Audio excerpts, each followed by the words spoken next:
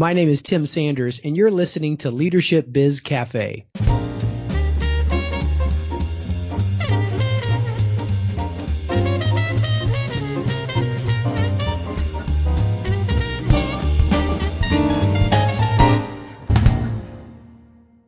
Hi everyone, this is Tanvir Nasir, and on today's episode of Leadership Biz Cafe, I'll be talking with Tim Sanders. Tim is a New York Times bestselling author, speaker, and former Yahoo Chief Solutions Officer. Tim has been featured in Fast Company, The Wall Street Journal, The New York Times, and ABC News. His approach to leadership and business is simple. Share what you know and who you know to help others succeed, and do so with compassion towards others. Elements that serve as the basis of his New York Times bestselling book, Love is the Killer App, How to Win Business and Influence Friends, which is also the focus of our discussion today. So hi Tim, welcome to the show. Hey, glad to be with you, Tanvir. Now Tim, before we dive into your book, I think there's something right from the start here that needs clarification, and that is the role love plays in how we lead and how we do business and how we connect with those around us. So to start things off, how do you view love in the context of business today, or what you describe as Bizlove? So, to me, the professional form of love, I call it Bizlove, is when you have the desire, it's a feeling you have about other people. You have a desire that they succeed, and you express it by sharing with them your key values. I call them your intangibles, your knowledge, your network, and your compassion. And for everyone really trying to say, I've seen this in the business world, just think about the greatest mentor you've ever had and how much she or he cared about you, how invested they were in your success, and how they only wanted you to seize the opportunity and pay it forward. That's the kind of love that I evangelize, and I find it absolutely critical to any type of leadership effectiveness. You can't lead people that you do not love. There's two stumbling blocks we run into when we talk about love in the context of business and leadership. And the first is that I think we tend to think of love in terms of emotions, in terms of how we feel about others. But as you point out in your book, the idea here of love being this killer app, it's not about what we feel, rather it's about our actions. It's about our behaviors and what we share of ourselves with others, right? Yeah, exactly. You know, in my experience, it starts with an observation, something that we admire, like, connect with, cheer for, and that observation leads to a feeling, and the feeling is an emotional effect, right? And the feeling leads to an internal sense of commitment, and that's the key. That's the personal victory, as Dr. Stephen Covey Sr. would call it, which leads then to actions and vulnerability for that matter. So that's, to me, that process of, when you meet that person at work, when you fall for them in terms of wanting to promote their success, and how it becomes part of your response system to them. And in some cases, Tanvir, it becomes a curriculum for you to develop that person. Again, getting back to that example I used earlier of the mentor in your life. Right. And it actually touches on the second stumbling block that I think we have when we talk about love having a role in how we lead and how we engage others. And that is because there is that notion of it being a weakness. Because when we express or demonstrate love, it is a form of vulnerability. But as you pointed out in your book, by making our expression of love be about helping others, of sharing our insights, our knowledge, our network, and as you point out, and I love, our compassion, it actually becomes a source of strength, even though we are opening up ourselves in some capacity to others. That's right. So the beauty of sharing these three intangibles is that they're very digital economy centric. If you think about them, the more you share knowledge intelligently with other people, the more knowledge you have. You don't lose knowledge. You never get dumber by helping other people get smarter. When you intelligently share your networks to produce outcomes for other people, you actually grow, not shrink your network. Most importantly, though, when you share your human compassion, your empathy, your connectedness with others, it actually develops you as a human being and impacts not just your business life, but your personal life and your social life as well. So all these things actually grow. So I've kind of developed this new saying. I say I'm often provisioned, but I'm never taken advantage of. Because, I'm totally fine with being what I call a flash mentor and helping somebody that I hardly know solve a vexing problem with information I've taken the time to learn. I don't care if they say thank you. I don't care if they ever give me credit for it in public. I don't care if they take it and compete with me for a consulting or training opportunity. What I care about is that I've made a difference in their life, and that feedback makes me want to do it again. And the thing I've thought about the last few years is my biggest challenge, your biggest challenge, the biggest stumbling block to really practicing this Bizlove is what I call ego economics. So ego economics work like this. You help 5 people. One of the 5 comes back to you and says, man, you changed my life. 2 of the 5 say, thank you. I'm grateful. One of the 5 says nothing, and then the last of the 5 takes your gift and uses it somehow against you, either competitively or otherwise. Ego economics says, I have long forgotten about the one person I helped. I can't even remember that. That's not how ego economics works. It centers in on what we think of the rule of reciprocity. What about the one that didn't say thank you? And how about that one who took advantage of me? Ego economics turns those 2 into 99%. And that's why I hear people all the time saying, well, I'm never going to make connections for a person like that again without a contract. Look what she did to me. And I almost want to audit them on the spot. Like, tell me over the last 5 years, how many people have you made connections with? And sure as shooting, the ego economics always work out that they have long forgotten those people they've helped significantly or those who have properly thanked them, because our ego, Tanver, says no one should ever be able to take advantage of us. And I believe you can have the win-win here if you say, I will always share the things that are invisible, and I will share them intelligently with the right people at the right time for the right reason. It also shines a light on our intention, right? I mean, if we say the idea here is that we're just sharing knowledge, it's not like a sieve in our tank, and the more we open it up, the dumber we become. I find when I share insights with people, it actually builds on it, because people will share something that they read and adds to that understanding that you can then impart to somebody else. But if we're always looking at it from that notion of scarcity, like, okay, well, what am I getting in return? Then are we really doing it for the right intention, where we're just trying to help others be better? We're really trying to find value in what we contribute, whether it's just sharing our insights or sharing what we know or sharing somebody we know who can benefit this other person. Or are we trying to say we're doing this for the best intentions, but realistically we're kind of also having a little scorecard of saying, well, did they at least say thank you and so forth? And then really, it is ego gratification, or ego. I love that term, ego economics. Yeah, so here's the way, and I love your point of view. I totally agree. I think we have to make a decision in our mind that the intention determines the outcome of the gift, right? So if anybody's ever helped you and you kind of know that they're going for the win-win, it's not as much of a gift as it is an investment in you, and that's okay, but you can always feel kind of the guilt creeping in, in the back of your mind. Right. So psychologists would say that when we give without expectations, others receive more fully. And there's significantly, this is really important, there's significantly less anxiety in our relationship. This is something that Abraham Maslow wrote about in his books. I've been reading a couple of his recent works, and he loves to talk about this concept called be-love. That stands for being, the word being, love, versus de-love, which is deficiency love, right? So for everybody, that I give you the quick, review here.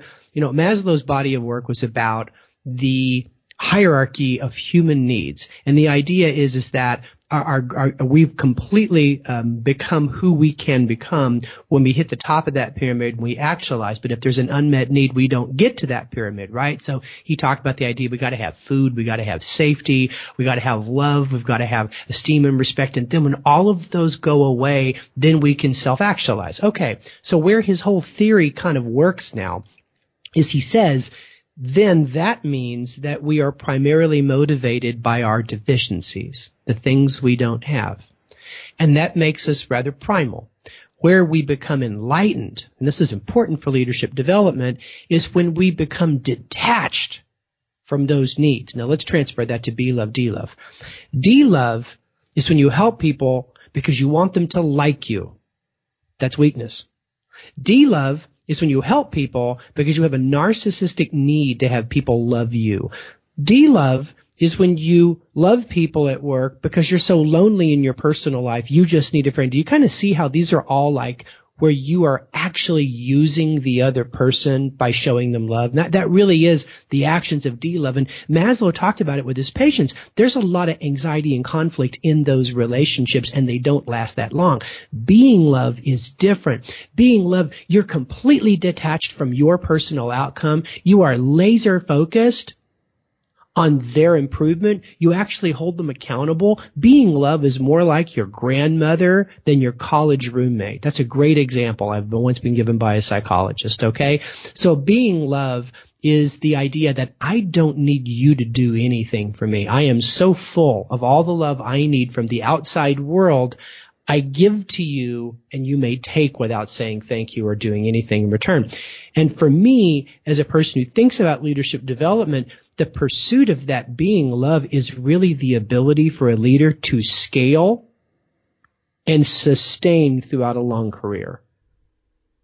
There's something, Tim, that I just keep coming back to in my mind. You said, and I think it's an incredibly important point. And you talk about how we give stuff. What's the intention, if done incorrectly, leads to anxiety in the relationships. And on both sides. On both sides, because if I were to, for example, offer some insight to somebody in the hopes that, okay, this is going to help them with this project or so forth, and then I'm waiting for them to come back and say, oh my God, thank you, you rescued us out of that bind, but I don't get it. There's anxiety because I'm basically waiting for that person to come back to me.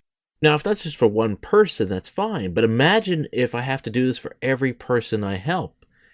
Imagine how much mental focus and cognitive capacity am I wasting thinking about, I have to check back in. Did this person That's right. come back to me with a thank you, or did they tell me how much they appreciate it? I got this mental spreadsheet now happening in my head where I'm tracking to see everyone who's saying this. And of course, after a point, you're so focused on that, you're not really focusing on how am I creating value. I mean, I'm not saying we shouldn't get that feedback. When I do get people who come and say to me, I can't tell you how much that impacted me. And sometimes the information I give, I feel like it's just a point of interest because I'm not fully aware of all the extenuating circumstances going through. So when I get that little bit of feedback, it tells me there's some great value I created. Now, I would not have given that if I was so focused on, is this going to create value, as opposed to just, I want to help people. And, sometimes I'm going to get that feedback that it's beneficial, which means just keep doing it. That's right. And it's important for you to let that sun shine on your perspective, right? So I always say, don't forget your fan mail. And as one of my buddies, John Acuff, says, don't give your critics PhDs. So it's really important that when people come back to you after you've been generous and say you've made a difference and I really appreciate it, you keep that by the front door of your mind. And the reason that's important is because it keeps you moving forward, but don't get addicted to it. It's not like likes for a selfie, okay? Yeah. You have to understand that a small percentage will do that, but you do it only for the small percentage of wins. I mean, it's like Dead Poets Society. Would you teach for your whole career to change a few boys' lives? Of course you would, but you still need to focus on that, but not expect it. So let me give you a really important assumption. I call it a big love assumption that will help you give successfully for a very long time. I want you to always assume that your beneficiary is paying it forward. That's what I want you to assume until it's proven otherwise, because you usually don't see that. And when you assume that someone you mentor, someone you network connect, someone that you show empathy to in a time of need, if you assume that you've made them a better person and you've created a feeling inside them that they need to do something and pay it forward, you release yourself from the shackles of reciprocity. I always think about the great philosopher Gide when he said, that which we cannot release possesses us. And I thought about, what a profound impact Gide had on Dr. Stephen Covey Sr.'s theory of the abundance mentality that we've kind of grazed on here a little bit. But I think that assumption will change your life in terms of your ability to give. Assume they are paying it forward. And tell them, pay it forward. I'm programmed, Tanvir, when somebody says, oh, Tim, I appreciate you introducing me to these two people. We're going to have a great business opportunity. What can I do for you? I typically say nothing. I enjoy this too much to make it my job. I say, listen, paying it forward makes the world go round. I want you to do a better job organizing your network. I want you to become even better at matching personalities and opportunities. I want you to commit yourself like I've done to introduce 3 people every week that should meet. And that's what I push. And then I assume that's what they do. And I let go. That's fantastic. And it reflects something you write about in your book about how the people who are the most successful and the most happiest, they got both, right, are what you call love cats. And right, the reason for that is because they recognize the significant benefits that come from Bizlove. That's right. Now, before we talk about how do we become love cats, or perhaps even discover how in some ways we already are, what are those tangible benefits? Because we've been talking a lot about, okay, well, these are the perceptual things, but what are the tangible benefits that come from Bizlove that helps us to succeed and thrive? So there's a lot of them. We could do the whole conversation just on those because, over the last decade traveling the world, I picked up more. But here you go. Here's the idea. In 1996, 1997, I discovered the meaning of business life when I ran into this idea. And it was a combo platter of works like Abraham Maslow or even the great Leo Buscaglia. But really, it was the time and place when I was working for Mark Cuban in Dallas, Texas at his startup, the famous startup broadcast.com that had the biggest opening day in IPO history. And when I went to work for Mark, his motto at broadcast.com, it was called AudioNet when I joined, was called Make Love, Not War. He basically said that what's going to separate us from every other business in our space is we're going to care about our customers more than they care about themselves. We're not going to fight with the customers. We may fight with ourselves to do the right thing for the customer, but when we go into the market, we're not going to make war. And he empowered us to tear up invoices for events we produced where the client wasn't happy, even if we ate tens of thousands of dollars of our precious startup capital. He empowered us to do that and relished in those moments when we showed accountability. He challenged us to read like he did because that dude was, I talked about this in Killer App. He was a voracious reader, man. When I met him in July of that year in 97, he'd probably plowed through 50 books that year on a variety of subjects. His curiosity was edge level, as I like to say in the world of training and development. He believed that the future was in books. People were too lazy to read books full form. Therefore, they could not effectively transfer knowledge to clients. And you have to understand, this in 1997 is a time where everything in the world's changing for all kinds of business people. So my particular industry that I focused on was retail. Can you imagine 1997? Here comes e-commerce. It's like 2017. Here comes artificial intelligence. So when I went to my retailers, I became their mentor. I read for their behalf. And let me tell you something. When this paradigm shift happened, 96, 97, my world changed. Because my career, say for the first 15 years, up and down. Successful years, won some awards, changed some jobs. It was okay. Nothing that's going to be featured in the Wall Street Journal or on the cover of Fast Company. But once I started to practice this thing called Bizlove, that to every interaction I bring a gift. In every relationship I find ways to promote their success, the doors of life swung wide open for me. The first thing I developed was a much stronger client base, more ripe for referral. The second thing I developed was basically, I was a leader without a title in broadcast.com and then later at Yahoo after they purchased us. And what I mean by leader with title is that when you're generous and effective at growing other people, they follow you. And that changed my brand. And it also changed the arc of my career. I was promoted 7 times in a very short period at Yahoo to become the Chief Solutions Officer. And by the way, the arc from me being an inside sales rep for Mark Cuban's startup to CSO was less time than it would take to go to college. And it all came because people respond to those who care, those who show that they care, and they show it in a way that delivers a high return on attention. So here's the benefits again. Stronger relationships. You build a brand as someone that should be introduced and should be met. And you build a stronghold out in the market of people that are not only loyal to you, they love you back. I don't mean they reciprocate. I mean they care about you, and it gives you rocket fuel. I used to always say that my cup of coffee, my rocket fuel, whatever the metaphor is to just recollect the last person that I helped. Because if you live your life as we're going to talk about for the next few minutes, you will constantly be reminded of the significance you are bringing to the world every day. And as a leader or as a contributor or as in my case, a growing salesperson, that's the stuff that helps you get the last 10% of work done and exceed expectations and move up in any organization. Tim, there's something you said in there about the different benefits that really resonated because it reminded me of one of my favorite lines from your book. And it was the line you wrote where Bizlove gets you attention, others get only time. And That's I think that is so pertinent to today because, and it's such a profound idea when we think about how much faster things happen. I mean, we see how we barely have time to react to some new development in the news before we're now dealing with some new revelation. And it just seems we're becoming increasingly distracted and not fully present. Right. And so it's really becoming a powerful distinction to ask ourselves if we are truly garnering other people's attention or are we simply getting a moment of their time? Oh, you're going to love this wonky example I'll give you for that because attention is our very most scarce resource. But I don't know if you've ever heard of Broadbent's theory, but Dr. Donald Broadbent, United Kingdom, developed an elegant theory, did a lot of experiments, a lot of other researchers have validated it over the years. And here's what he says. The human brain constantly adapts to reduce depression by limiting incoming attempts for our attention, right? So he believes that there's this filter, they call it Broadbent's filter, because we always do that with academics. We name the invention or theory after the academic. But Broadbent's filter basically says the brain is developing a denser and denser and denser filter directly in relationship to influence attempts.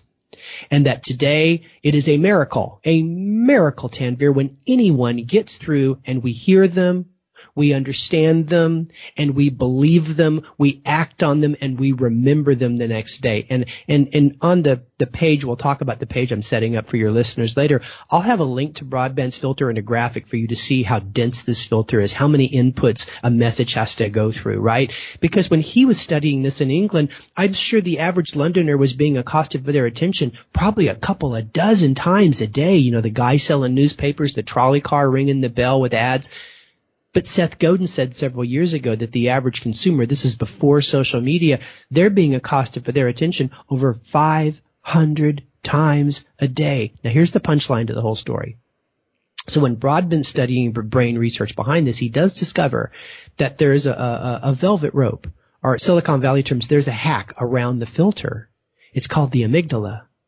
It's the emotional seat of the brain, which is 35 times more powerful than the logical part of the brain. And what Broadbent realized and what I evangelized is that the shortest distance between two people is an emotionally positive connection.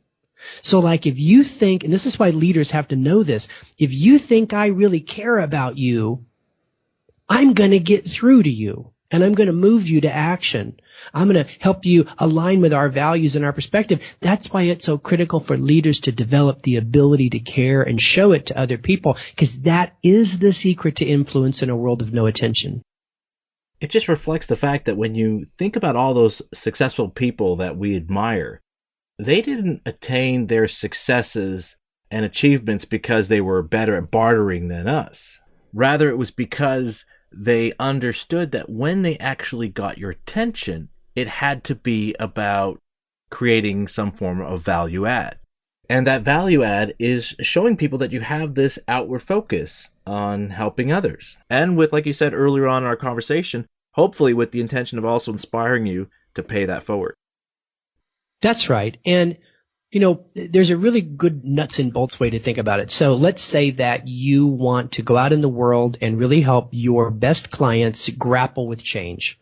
So let's say you're in a business where a lot of your clients are trying to figure out what comes next with artificial intelligence and machine learning. Maybe you've got some clients in the financial services industry dealing with robo-advisors, right? Maybe you got some friends and clients in the staffing industry dealing with what they call bot recruiters, et cetera. So it's everywhere. It's highly disruptive. So what do you do? Well, I call it prescriptive reading. It's time for you to go to work and start read books. Like Big Bang Disruption by Larry Downs, for example. Great book to understand how technology will disrupt all business models eventually and how we emotionally can deal with that. And prescriptive reading is when you take on one of your clients' problems emotionally and you study it like they should be studying it intellectually. You buy these long, difficult books. You mark them up like a college student trying to get an A on a final. You really spend some time encoding that book mentally, understanding the big thought, the kernel ideas, the key stories that illustrate the framework, a couple of simple pieces of advice from the book. And then the next time you sit in front of the client, instead of showing them 50 PowerPoint slides and pitching them on something, give them a book with some notes and have a conversation about the future. And they will really, really be impressed. And by the way, no matter what comes from it, you've just built a little bit of your resume out, because I believe that this kind of reading habit will help you improve your resume every single year. Actually, you just now are touching on what you write as being the first step, right, for us to be becoming a love cat, and that's knowledge. This is one of the things that really struck out with me because, like you, I'm an avid book reader. And I mean, a lot of us can all appreciate that. We need to keep learning, considering how fast things are changing. But what I really resonate with is that the idea here is not simply to learn new ideas and information, which is a lot of times where the focus is, but that it's now also about actively sharing what we learn with those we meet who can benefit from those new insights we've attained. That's right. But why is that valuable for us to do to become love cats, Tim? Well, it's the foundation of trust. Like when you meet people, they make a lot of decisions about you based on the intellectual added value you bring to every conversation. And when you devote yourself to aggregate knowledge in the spirit of sharing with others, you put yourself in a situation, and I said this in the book, to differentiate yourself, to separate yourself from the pack like a runner running away from his competition, because it just doesn't happen much in the real world. But I mean, the idea is you're aggregating knowledge with the express purpose of sharing, not just knowing. I mean, they can't take that away from you, but that's not the end game. And I think that's the difference. A lot of people read books, but they don't read business books with the intent on sharing. Oftentimes they read them to solve simple problems or out of a professional sense of curiosity, which is fine. But if you do it with that kind of approach, you'll never take the notes and you'll never think about it in such a structured way as I do, so as it's easy to share because, and we're kind of getting into this now, in Love is the Killer app, I reveal something called the Cliff and Tag system. And the Cliff and Tag system is a way to read books with the intention to share, right? So like I said in the book, the first 2 blank inside pages, if you're reading a hardcover, are the great points I don't want to forget. Page number, summarize the idea in a single line. That's a memory technique, by the way. The last 2 blank pages in the book, which is at the back of the book, are for projects or people I work with. So if I read something and I go, wow, so-and-so needs to know this, that chart is really going to blow their mind, I go back, I write page 44, chart, and then in brackets, who I need to share that with. And that's a method I've developed. Since then, I've transitioned that to Kindle because my Kindle will let you now pull all of your highlights and notes. But the point here is that when you read with the intention to share, you read in a different way, and it makes it easier for you to review, to recode, and to effectively transfer knowledge. Because it's not just about talking to somebody. It's about successfully transferring an idea in such a way that makes them want to know more. Because we're never going to teach everybody something in a singular sit down, but we can inspire them to take deep dives in areas that can change their life. But we can only do that as a teacher by knowing our curriculum's cold. And it comes from that intention and that process. You know, Tim, when I was reading this chapter on knowledge and how you shared your strategy, like you just mentioned now, of how you process information, which you refer to as encoding, I couldn't help but think about my daughter Malika, because unlike her sisters, my middle child is not a big fan of reading, and it used to be hard for her to get through these various books that were assigned for her reading. That is until she devised her own system for marking her book using different highlighters to color code different types of information so she could go back and find relevant passages. But then she'd take it one step further and devise questions for herself to ascertain her level of comprehension. So that days or weeks later, if she looked at that question, she'd know how well she processed the idea by how well she was able to answer her own questions. And as I told her, the fact that she's writing it down, she's not just reading it and highlighting, but she's writing it down, it causes her brain to use another portion of her brain where she's shifting from just processing information to now translating it in physical form. So you're using a different part of your brain to process that information. And so now it's easier for you to do recall as well as process it, because now you're using 2 different parts of your brain for processing that specific piece of information. That's great. But it also made me think it's an important point to bring up, because I know not everybody is an avid book reader, and there's probably people out there going like, oh, I don't really like reading books. But as you point out, this is the first critical step to becoming a love cat, to becoming those people who succeed and thrive in today's faster paced business environment, because we have some insights that we can share with others that they're going to go back and remember these conversations and go, wow, I really learned something from him. And we get that attention. We're not just getting their time, we're getting that attention. And that's a great point. And I think that the idea here is that books are long form. Books require a real commitment to a topic on your part. Books differentiate you from people that just read blogs or even worse, social media. And I believe reading books are the kind of commitment that help you increase your kinds of commitment throughout the rest of your life. And to those that say, well, I just don't have the time to read books, I would repeat to you the same thing that Cuban used to repeat to us. He always quoted his favorite coach, basketball coach Bobby Knight, Indiana University, where Cuban and Wagner came from. Knight would always say, everybody wants to be a winner, but only a few people are willing to do the hard preparation work to win. So that's my answer. You can find the time if you care enough about it, because there's a lot of places you can rob time. One of them is to kick half the things off your calendar because they have no purpose. Okay, so Tim, so now I'd like to move on to the next step, right? And actually, we should preface this by saying that you actually emphasize in your book that you do have to do this in this order for it to really reap the benefit. And this next step is network. And so obviously we all understand the importance of networking. But how should we be using our network to bring more Bizlove to the way we lead and do business, Tim? Your network is your greatest net worth. I mean, if you think about it, there is no asset you possess more important than that network of relationships, because they have the ability to do anything collectively. So the concept here is that you share knowledge to establish trust. You share your network to generate insane value in the lives of other people by connecting them with other people they should meet. And this idea of sharing your network intelligently starts with building your network intelligently. People need to be more serious about how much time they take to put the stuff in their contacts database. You know, I use Outlook, for example, really simple. I import a lot of the key LinkedIn contacts so they're there. I got one place I keep all my stuff. I've learned to categorize it in a way I can get my hands on it. It's with me at all times on my smartphone. If you organize your network, just like reading a book strategically, you can give it away systematically, okay? So the idea here is that you want to make the leap from being a networker to being a super connector.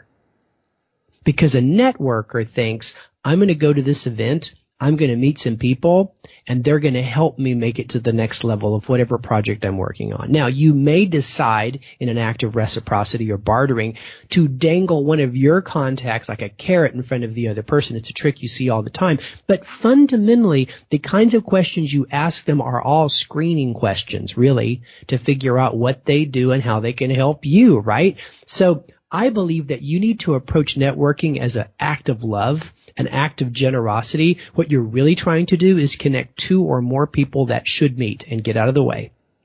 And there's a lot in doing that effectively. It's not easy. And the first step is to change your conversations. Yeah, sure, you might ask a stranger, what do you do? But that's a screening question. You need to ask a question that reveals an opportunity to help. I love to ask this question. What are you working on right now that you're excited about? What's your wow project? And when the other person starts to tell me about it, I never bring it back to me. My favorite command is out of a new book called Ask More.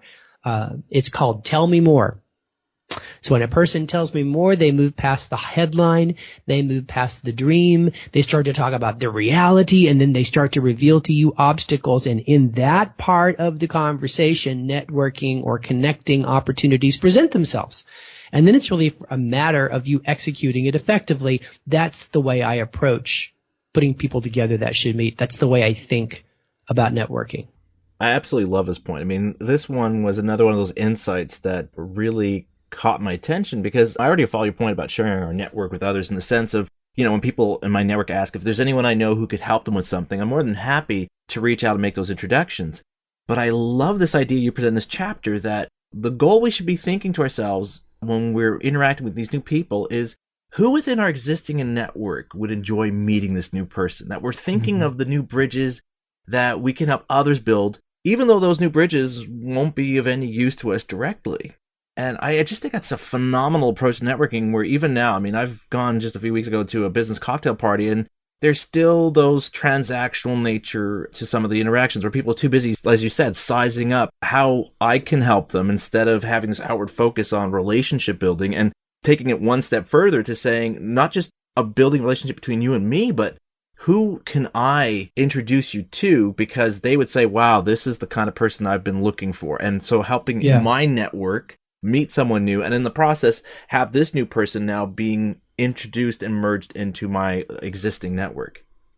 Yeah, because when you do something like that for someone and you don't expect anything, trust me, you're top of mind to them later to make the same connection, because the norm of, we talked about reciprocity. I don't expect it, but the reality is the norm of reciprocity is very deep set.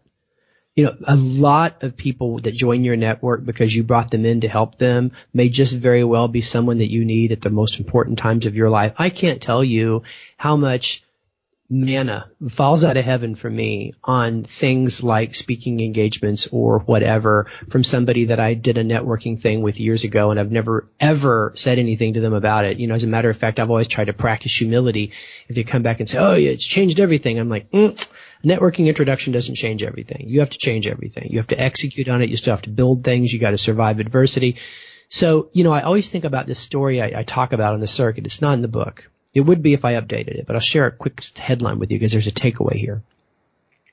Elmer Letterman with one T, is thought of as one of the greatest networkers in the history of life insurance. And he started his little firm in the 30s in Manhattan during the Great Depression. What a tough time, you can imagine, to sell life insurance. But he had this thing he started to do a few years in, and it's called the Letterman Lunch. And here's what he would do. During the week, he would prospect to find 3 people that should meet. So like he tried to find a chef, maybe that's got an idea for a new restaurant, found a good place to have it. He found an investor that likes putting money into restaurants, still making investments during this period of time in the right idea. And then finally, he'd invite a construction person who's famous for finishing on time, on budget, and really understands, you know, how to build an effective kitchen. And that's like how Letterman thought strategically about a lunch. So they get together on Friday, and he'd get everybody glued to the chef's opportunity. He would pay the bill at $12:45. He would leave. He would never bring brochures or business cards. And the chef could launch the restaurant a year later. There could be a line around the block. Letterman wouldn't accept a free meal. He wouldn't expect to be at the VIP front of the line. And when he'd see the chef at the front door, he would ask him, how'd you do it? Because he realized that what he did for that person was the first of 1,000 steps of the entrepreneur's journey. Anyway, the punchline is he does this 50 weeks out of the year for 10 years, becomes a decamillionaire in the 1940s. His firm still exists to this day. And, you know, that's an example of how goodwill is the original viral marketing, right? So he went out, just do the math, right? He helped 3 people, put them together, expected nothing in return, showed incredible humility. He did it 50 times a year in the same market. He compounded it over a 10-year period. He created his own stronghold of referrals and goodwill. And that's exactly, you know, how you effectively do that. And by the way, this story comes from a great book by Ivan Meisner called The Masters of Networking. You know, Tim, this story actually brings up another point in this same chapter that really resonated with me, and it got me thinking about how I connect people within my network. And that's your point of fusing the connection. That's right. As you point out, most of us, myself included, because I have done this, and I think I did it just like a few weeks ago before I read your book, simply make the introductions. You know, someone will say, hey, do you know anybody? We'll make those introductions, and then we'll just leave these 2 people from our network to figure out what value they can gain from this new connection. But as you write, what we need to do, and what your story just demonstrates, is we need to make sure we leverage our own brand to ensure that the person in our network can appreciate why we're sending this person in their direction, that we show that we're as committed to making this work, even though the benefit is for them and not us, as you point out with the story of Mr. Letterman. Yeah, so I've gotten very technical about that. You know, over the course of the last few years, I've gotten extremely technical about how I approach this whole discussion. So here's the way I think about that. When you introduce 2 people, let's say you have to do it over email, because this is where we're the worst. You do not want to just throw something over the wall like, Tim, meet Tanveer, you guys need to know each other, because we're not going to act on it. We're busy, our inbox is full, okay? So here's how I want you to think about it the next time you do this. In every introduction, there's a benefactor and a beneficiary, okay? The benefactor is the person that can help the person you met, the beneficiary. All right. So when I write an email, I write that email and I consider it my sales job to get the two of them to talk. So I'll first say to benefactor, hi, I'd like you to meet beneficiary. And then I have their LinkedIn profile linked to their name. And I say, comma, who is doing X and in search of Y. And then I might make a little statement about why I think this is a credible person, why I think this person is a good match, etc., why I want to see this person succeed. And then I say to the beneficiary, now meet benefactor, linking his name or her name back to their LinkedIn profile, comma, who, as I mentioned in our conversation, does or has this resource.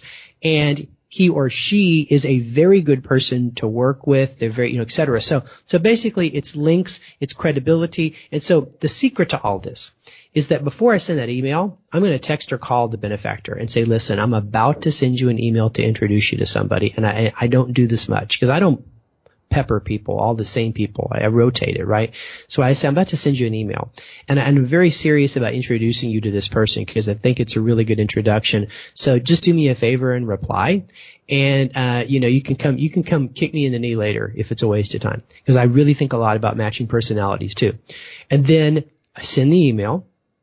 And then if I don't see the beneficiary react with like, when can we get on the phone tomorrow? I'm going to call that beneficiary the next day and say, hey, knucklehead, you got to respond to this introduction yesterday. I don't do this with him or her very often. So I've learned it's the call, the email, the call. That will dramatically increase the fuse rate of the people that you introduce because it's not just about the act, it's about the outcome. Nice. Yes. See, right there, that's the critical thing. Again, it's about what is the intention, right? Where are we focused really on the action, which again, the action's on us, right? Right. It's really about, okay, I'm the one who put you two together. Whereas the outcome, as you point out in your story about the restaurant, the chef, yeah, I might have put you all together in the same room, but that was just the first step, as you said, of 1,000 others. And when you have 1,000 steps, one step, it's not really as big. And those 999 other steps had everything to do with everyone around that table and not me. And so I love that idea that it's really about the outcome and not the action. That's phenomenal.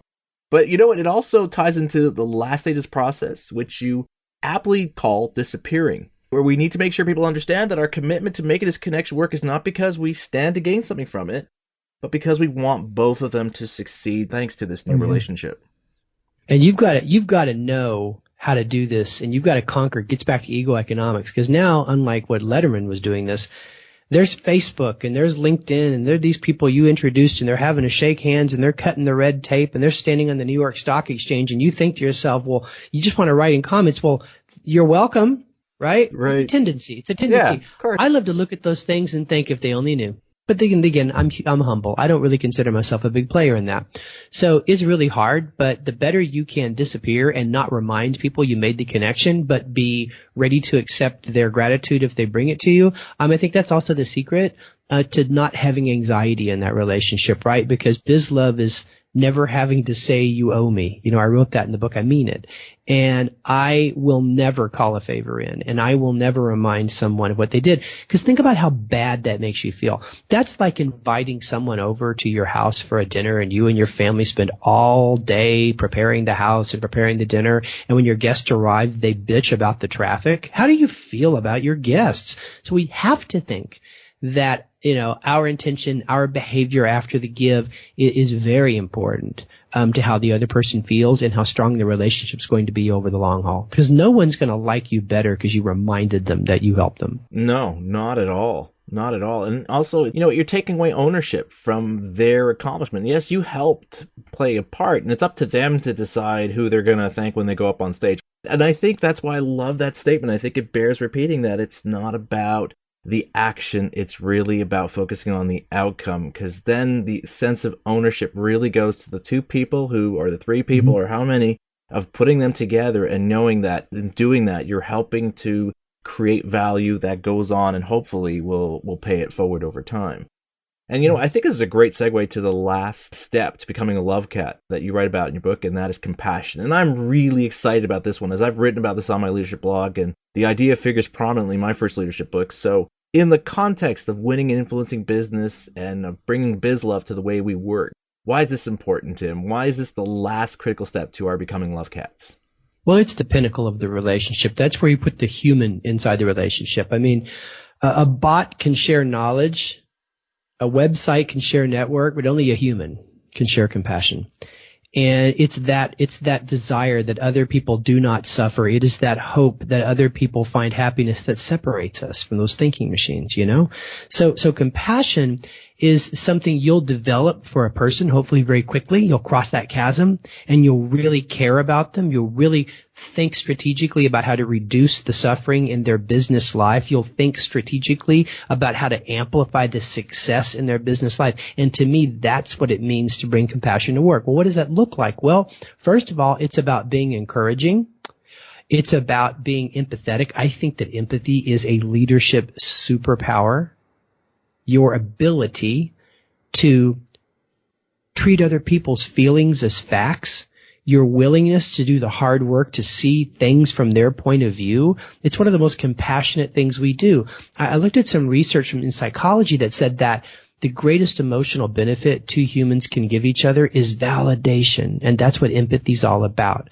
And the last thing I'd say is that, compassion is also about, bringing a little warmth to the business world. I mean, it's not always HR friendly, but yeah, I shake hands, I hug, I let people know how much I care about them. I laugh with them, I cry with them, I talk about personal stuff with them. If they're going through something with their family, I say stay home and deal with your family. That's what compassion's about, right? So there's a lot of ways we can practice it, but just remember that when we come into the world, our greatest need is compassion, besides, of course, Maslowian, food and safety, etc. But compassion is something that we grew. Our arms are outreached. We want that from people. When we go to work, we still want it. It's just that a lot of leaders, again, worry that being compassionate can get them taken advantage of, or worse, being thought of as weak. And to that I say, and I'm going to repeat myself from something earlier, but this is the point here. Be compassionate like a grandparent's compassionate with you, okay? Because they're going to hold you accountable. Ain't nobody disrespect granddad because he cares, okay? But you're going to do it like a family person, not like a mere friend you spent some time with somewhere like in college or on a football team, because that person doesn't hold you accountable. That's the person who looks the other way when they should be challenging you. That's the person that maybe breaks the rules so that you can get ahead. That's not what I'm talking about. I'm talking about that tough kind of love that comes with a set of accountability. I want you to learn. I want you to grow. I want you to take advantage. I want you to learn from your mistakes. These are all given with compassion, so long as your intention is that as a leader, you're using what I call design, well, not what I call, but what I now talk about, design thinking, to systematically think about things from the other person's life experience and to design out all the suffering and to design in all the personal growth. Tim, while I was reading this chapter, there was a line that Maya Angelou wrote that kept coming to my mind, and that was that line she wrote about how people might forget what you said or did, but they won't forget how you made them feel. Sure. And this reflects something you talk about in the very beginning of your book, where you discuss the different stages that the world economy has been going through, from starting off where the focus on the product, and then we're now at the tail end of it being all about the service that we create, and now it's going more and more to the experience. And this is where we can see the role compassion is going to play, because it's really now more about what's the experience? How did we leave people in that interaction? How did we make them feel? To really drive home a final point here for the leaders, kind of a takeaway, is put compassion to work immediately and think about employee experience design like you think about customer experience design. Because when you think about customer experience design, you put the customer at the center of the conversation. You segment their experience with you along all those little transaction touch points. You go find all the pain points and get rid of them, right? And you try to find or stage a couple of signature moments that make you memorable. And that's customer experience design in a nutshell. Well, guess what? Great leaders today who want to create a great place to work, that attract the best talent and retain them, they apply that same thinking towards the employee. They segment the entire employee experience along all those little transactional touch points. And they find the pain points and get rid of them. And they find those signature moments they can stage and install them. Leaders who act with compassion will do great at this, because compassion is at the heart of customer experience design. Your point here actually reminds me of another quote I really liked in your book. And you wrote, "Compassion creates commitment. That's a pretty powerful statement. Could you elaborate, Tim, on how our being more compassionate and how we lead creates more commitment? Well, there's, to quote the phrase from the book, the difference between ham and eggs is the chicken is involved and the pig is fully committed. Listen, when you show human compassion to that other person and you're with them in the most trying times and you're that person who hugs them and says, I'm here for you. When you show empathy to that person and he comes to you and shares a vulnerable feeling and you're the only one in their whole world that says, I can only imagine how you feel. I am sorry you feel that way. You are putting yourself in a position that in the future, you're going to do this again and again and again. It's really hard for you to be compassionate one day and not the other. It just doesn't work that way. Because once you get involved at that level with the person, you're going to be their mentor. You're going to be their matchmaker. And you're never going to betray a person that you love. And so I think that's how the whole thing gets set in motion when you start to develop those compassionate relationships, because I think it cements your commitment to other people to help them, not just now, but in the future, and also creates an extreme level of conscience on your part about doing right by them. And finding a way through personal innovation as a leader to meet the needs of the organization without sacrificing the condition of one of its people. And I think that's hard. That's your greatest challenge. It's almost like Napoleon Bonaparte when he said, translated, the leader's role is to define reality and then give hope.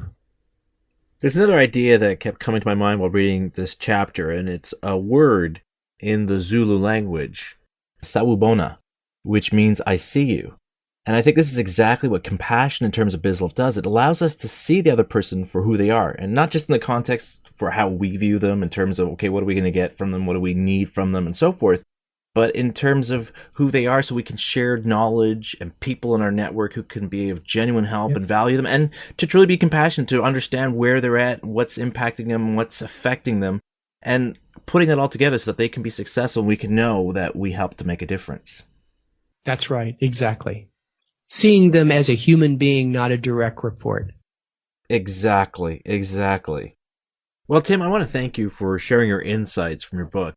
As you can see, I really got a lot out of it, not only because it made me realize the next steps I should be taking, but it was also affirming in how it allowed me to see that what I'm already doing is making a difference.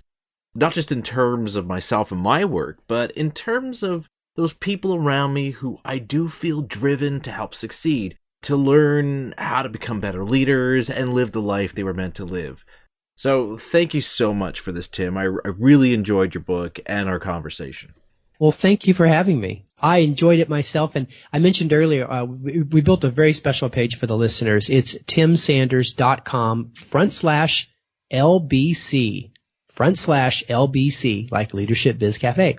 And we'll have an excerpt there from Love is the Killer app, the clipping tag system. I think I mentioned that before, and then ways you can connect with me on LinkedIn or in other cool places. That is very cool, Tim. Thank you so much for doing that for our listeners. And it's a perfect example of the very first step of being a love cat in using our knowledge and sharing it with others and paying that forward. So again, Tim, I got to thank you again for taking time to speak with us and to share your ideas on how we can all bring more biz love to the way we lead and run our organizations. I really enjoyed our conversation today, so thank you so much. Thank you, Tanvir. I enjoyed our time as well. I've been talking with Tim Sanders about his New York Times bestselling book, Love is the Killer App, How to Win Business and Influence Friends. To learn more about Tim's work, visit the webpage for this episode at tanvirnasir.com. And that concludes this episode of Leadership Biz Cafe. I hope you enjoyed this conversation, and as always, I'd love to hear your thoughts on what we discussed in this episode, as well as the topics you'd like to hear in future episodes of this show. You can do this by leaving a comment on this episode's webpage, or by filling out the contact form at tanvirnasir.com. And if you found my show on Google Play, iTunes, or Stitcher Radio, I'd appreciate it if you could take a moment and please rate my show. Until next time, this is Tanvir Nasir. Thanks everyone for listening.